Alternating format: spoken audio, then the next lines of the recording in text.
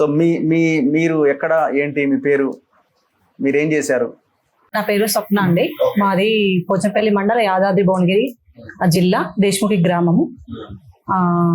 2019 సంవత్సరంలో నేను సర్పంచ్ గా ఎన్నికయ్యాను. ఓకే, 2019లో సర్పంచ్ అయ్యారు. ఓకే, ఎందుకు అనుకున్నారు సర్పంచ్ గా పోటీ చేయాలని? ఎందుకు అనుకున్నానంటే మన ఎప్పుడు చదువుకొని కొంచెం ఎడ్యుకేషన్ పరంగా లేని వాళ్ళే సర్పంచులు ఉండే అవకాశం ఎక్కువ ఉండేది ఇంత ముందు రోజులలో.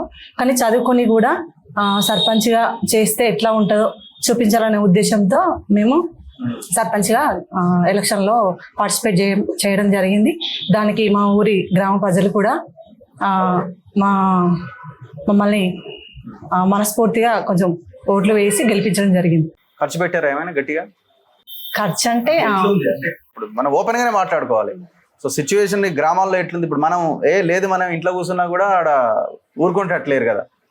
ఈమెడ గెలుస్తుందా, ఏమో పైసలే పంచలేదు, ఈమెడ గెలుస్తుంది అనే కాడికి వచ్చింది వాతావరణం.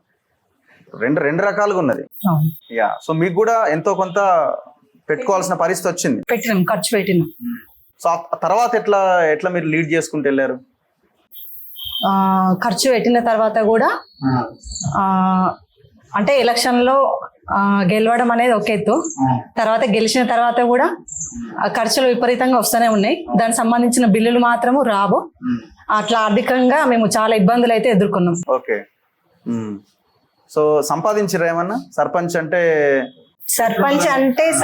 దూరం నుంచి చూసే వాళ్ళకి సర్పంచ్ వాళ్ళకేంది అన్నట్టు ఉంటది కదా జనాలకి.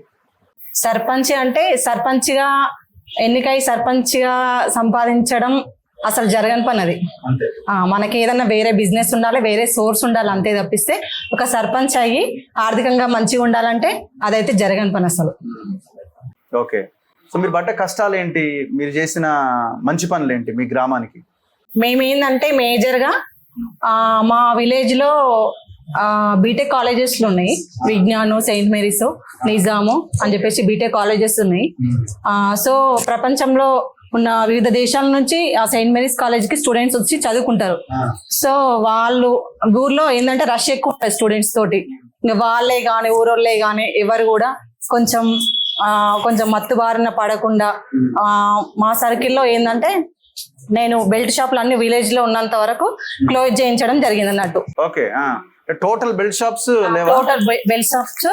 నేను వెళ్తే మీ ఊర్లో మందు దొరకదు, లేదు, బయట వెళ్ళాలి, బయట వైన్స్ అట్లా ఉంటది అంతే తప్పిస్తే మా విలేజ్ లో మాత్రం ఇప్పటికీ కూడా లేవు, ఎక్కడ కూడా లేదు ఇప్పటికి కూడా అసలు లేదు.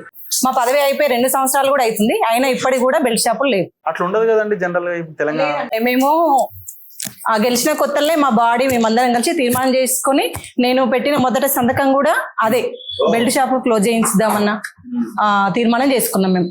ఓకే, సో దాంతో పబ్లిక్ నుంచి మీకు ఏం ఒత్తిడి రాలేదా? షాపులు లేకపోతే ఎట్లా మరి? వచ్చింది కొంతవరకు, స్టార్టింగ్ లో విమర్శలు వచ్చినాయి, అయినా సరే మేము తట్టుకొని అట్లనే నిలబడ్డాం. ఓకే, ఇప్పుడు వైన్ షాప్ వాళ్ళు అడుగుతారు కదా, వైన్ షాప్ వాళ్ళ ప్రెజర్ కూడా ఉంటది కదా, ఆ వైన్ షాప్స్ కూడా లీడర్లవి వాళ్ళే వీళ్ళే అయి ఉంటాయి కదా, అట్లా ఏం ప్రెజర్ రాలేదా? వచ్చినా అని మేమేం పట్టించుకోలేదు, ఎంతవరకన్నా వీళ్ళని వాళ్ళు అన్నట్టుగానే ఉన్నాం మేము. సో ఇంకా ఏం చేశారు మీ గ్రామానికి? మేము మా గ్రామానికి రోడ్డు లేకుండే, మన విజయవాడ హైవే నుంచి లోపలికి మా విలేజ్ ఒక 3 కిలోమీటర్స్ ఉంటుంది, 3 to 4 కిలోమీటర్స్ ఉంటది. మాకు రోడ్డు ఫెసిలిటీ లేకుండే, స్టార్టింగ్ లో చిన్నది ఒక 1 వే లాగా ఉంటుండే. ఇప్పుడు అదే కదా పోచంపల్లి రోడ్డే కదా? లేదండి, ఇంకొక రోడ్ బాట్సింగారం నుంచి లోపలికి ఒక 3-4 కిలోమీటర్స్ ఉంటది.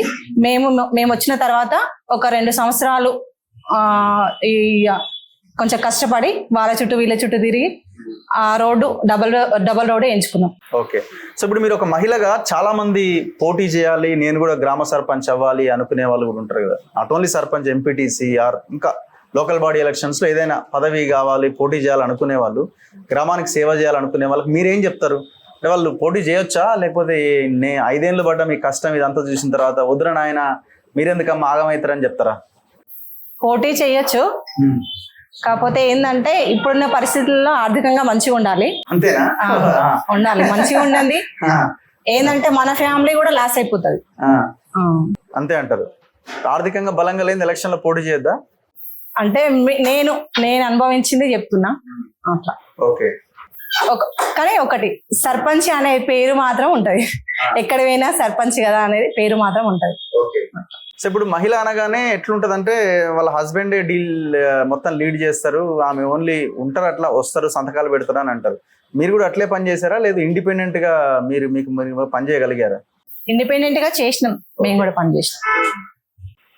పబ్లిక్ ఎట్లా చూస్తారు, ఒక మహిళా సర్పంచ్ని ఎట్లా చూస్తారు, మగవాళ్ళని ఎట్లా చూస్తారు? అంటే మీకు ఒక ఎక్స్పీరియన్స్ ఉంటుంది కదా, రిసీవ్ చేసుకోవడంలో ఇదంతా కరెక్ట్గానే ఉంటుందా? ఉంటుంది. ఓకే. సో మీరు అంటున్నారు డబ్బులు లేకుండా గెలవడం అన్నది కొంత కష్టమే అని అంటున్నారు. సో దానికి నేను కొంతవరకు అయితే ఒప్పుకుంటా, ఎందుకంటే సిస్టమ్ అంతా పొల్యూట్ అయిపోయినది. ఓకే.